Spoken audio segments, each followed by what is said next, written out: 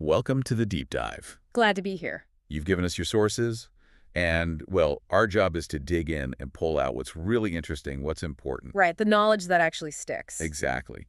This deep dive, it's really built for you, the learner. We're aiming for clarity, making it engaging, and, not wasting your time. And today, we're looking at this document called Infodrone, early April 2025. Infodrone sounds interesting. It does, and it looks like it's a regular thing, kind of a pulse check on Montreal news, maybe even daily updates. Okay.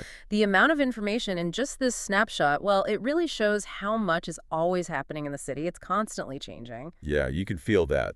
So this isn't just a one-off report. The Infodrone itself is like a living document. Precisely. Updated often, we're focusing just on early April here. But if you want the full picture, the full publication, you can find it on the WikiResidence website, right? That's right. You can filter it by date, theme, area, even keywords if you want to dive deeper yourself. Good to know. So our goal today is to synthesize all that activity for you. Kind of connect the dots. Exactly. Pinpoint the big developments, give some context. And basically get you up to speed quickly on what was going on in Montreal back in early April 2025. Consider it your shortcut to being in the know. Okay, let's dive in then. One of the first things that really jumps out is housing, urban development. Definitely a major theme. Yeah, there's this huge initiative tied to the Blue Line Metro extension out in Montreal East. You're talking about 25,000 new homes. That's a massive number. It is. And what's interesting is the partnership mentioned with the developer, it's not just about the buildings. They're planning to include public spaces, bike paths. It sounds quite integrated. That kind of holistic planning is really key, isn't it? Thinking beyond just the units themselves. Right. Linking housing to infrastructure to quality of life stuff. Yeah. That's modern urban development. It's just they're trying to build actual communities, not just housing blocks. Which is crucial. You need those livable communities. And then also on a big scale, there's the Bridge Bonaventure area redevelopment. Ah, yes, that's another ambitious one. They've more than doubled the allowed housing density there, from 6,000 units up to 13,500. That's a significant jump. But what really caught my eye was the mention of affordable and social housing being a focus within that plan. And that prioritization is interesting. It could signal a shift, acknowledging that just building more isn't the whole story. Affordability is such a huge issue everywhere. Exactly. So making it central here, maybe unlike some past projects, it's notable. It does raise questions, though. Like how they'll actually ensure those affordable units reach the people they're meant for. Yeah, that's always the challenge.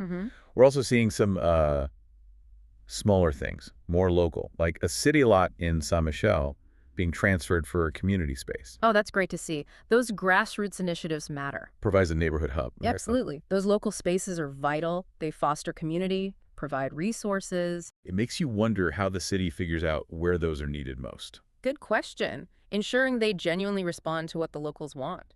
And on the infrastructure side, but still community-focused, there's major renovation work at St. Genevieve School in LaSalle. Okay.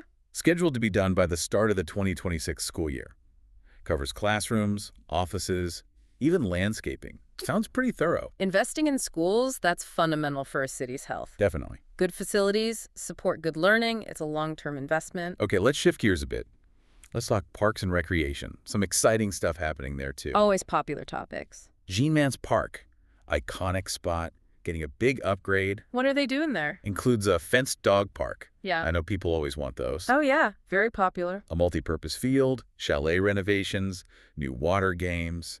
Seems like they're trying to cater to a lot of different people. Which is smart, Yeah. making these public spaces truly multi-use.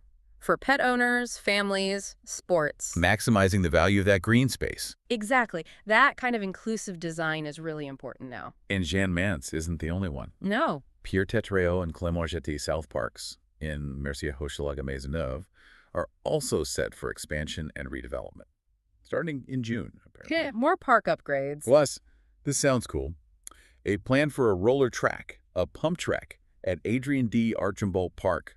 That's on Ile-de-Sur. A pump track. Nice. Yeah, turning what the document calls a wasteland into something active and recreational for 2025. That's a clever use of space, taking underused land and making it an asset. Doesn't always require finding brand new land. Right. And the variety is interesting to traditional parks, but also things like this roller track shows they're thinking about different kinds of recreation. We also saw that the exhibition greenhouses at the Botanical Garden have reopened after renovations. Ah, good news for plant lovers. Always nice to have those accessible. And redevelopment projects for Monseigneur Langlois Park in Verdun and Le Rivière Park back on Ile de Serre. And what's neat here is that these are funded through the city's participatory budget. Ah, the participatory budget. That's a significant trend. Letting residents have a direct say. Pretty much. They get to influence how some public money is spent locally. It fosters real ownership, real engagement. Feels more democratic somehow. It can, yeah. Now, if you're looking for maybe more thrills, the Old Port's getting some new attractions. Oh, like what? Montreal Bungee, apparently Canada's highest platform. Wow, okay. That's high. And a new mini golf course, too. Seems like they're trying to, I don't know, inject some new energy there. Diversify the appeal, maybe? Balance the history with more modern recreation? Attract different crowds, perhaps? Could be.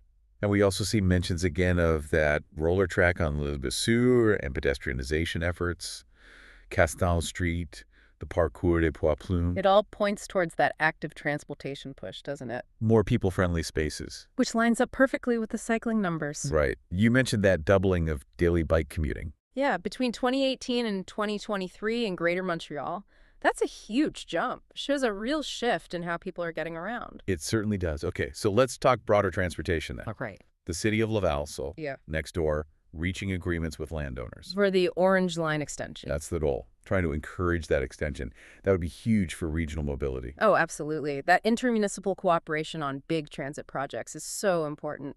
Big economic and environmental benefits, usually. And here's a really big social initiative within Montreal itself. Okay. Free public transport for seniors, 65 plus. Free. Wow. Within the whole Laxia, a tariff area, basically the main island. Mm-hmm. And reduced fares are also extended to non-residents of the agglomeration.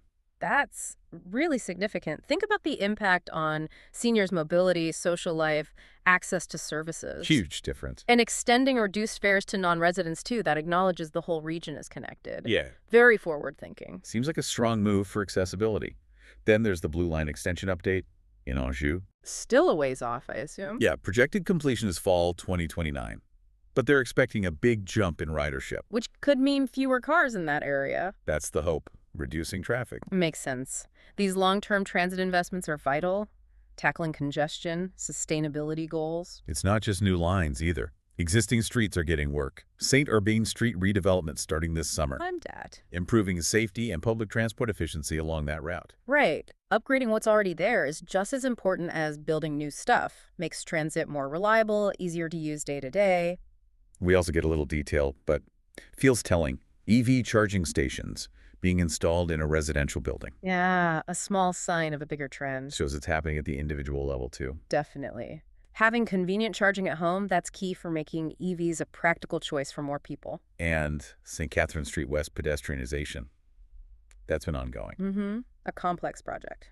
The update mentions the city is adapting plans based on feedback, listening to merchants, residents. So not just pushing ahead regardless. Seems like it. They're keeping vehicle traffic on some sections. Trying for a more nuanced approach, maybe? Well, that highlights how important flexibility is in urban planning. Big projects often need tweaks based on real-world experience and what different people need. Good point. And finally, on transport, those new ARM stations. They're getting public art. Oh, nice. By local artists? Yep. Created by local artists, integrates culture right into the commute. That's fantastic. Enriches the space, gives a sense of place, civic pride. It's more than just getting from A to B. Okay, let's shift again. Sustainability and local initiatives. Right? There's a pretty big project mentioned. Creating a green screen around the Raymond Logistiques site. The transshipment site. Yeah. It's described as a significant investment to lessen the industrial nuisances for the neighbors. That makes sense. Dealing with the impacts of industry in urban areas, it's crucial. Noise, visual pollution. A green screen can help buffer that. A well-designed one, yes. Seems like a positive step for local quality of life there. We also see a new drop-off point for consigned goods opening up. Whereabouts? Plateau Mont Royal, in an old Bank of Montreal building, interestingly. Repurposing old buildings for new sustainable services. That's smart. Encourages more sustainable consumption, maybe. Potentially, yeah. Makes it easier for people. And Lufa Farms gets a shout-out. Ah, the urban agriculture pioneers. Exactly. Highlighting their rooftop growing, their role in local food systems. They're a real example of sustainable food production in the city. They really are. Shortening supply chains, food security, local economy, it's a model others look at. And it seems like regular folks are interested too.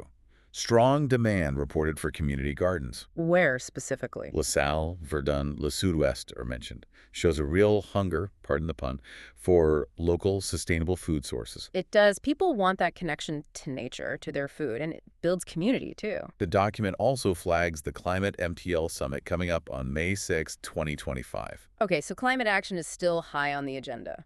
Seems so. Focusing on driving change across different sectors. Bringing various stakeholders together, that's essential for effective climate plans. And one last point here, an emphasis on local purchasing. Buying local. Yeah, noting that both La Presse and Le Devoir covered it around the same time. Suggests a growing awareness, maybe linked to broader trends.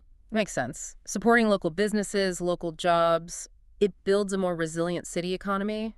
Those multiplier effects can be significant. Okay. Culture and community now. What's happening there? Well, first off, a fun little ranking. Yeah. Montreal ranked 3rd coolest city in North America by Betway Insider. 3rd coolest. Okay. Yeah. Always interesting to see those outside perceptions. They're subjective, of course, but they can reflect that cultural vibe, quality of life. Yeah. Maybe helps attract tourism, talent. True. Yeah, something more concrete. Airbnb restrictions. The short-term rental debate. What's the change? The city's limiting it for primary residences to just the summer months, Juneteenth to September 10th. Trying to tackle illegal tourist accommodations. Seems to be the goal. It's a tricky issue for many cities. It really is. Balancing tourism with housing availability, neighborhood character, it's a tough tightrope to walk. There's also a specific mention of focusing on the happiness index of Montrealers. Measuring happiness. Interesting. Yeah, suggests they're actively trying to gauge, the overall well-being, the quality of life for residents. Subjective well-being data can be really valuable. Helps understand what makes a city thrive for its people, informs policy. Montreal's public art collection gets mentioned too, over 1,080 pieces. By 640 artists. That's impressive. It's like a huge open-air art gallery accessible to everyone. A strong public art program really shapes the city's identity, makes art part of everyday life. And finally, under culture and community, something important. A focus on the Indigenous population. Okay. In what context? Sparked by a Radio Canada show, Kwai Kwai. Looking into demographics, the main groups, their contributions. Cultural, social, economic. That's crucial. Yeah. Acknowledging and understanding the history, the diversity, the ongoing presence of Indigenous peoples. Essential for a more inclusive city. Absolutely. Building a more equitable, historically aware society in Montreal. That's vital work. Now let's zoom in quickly on Ile-des-Sœurs.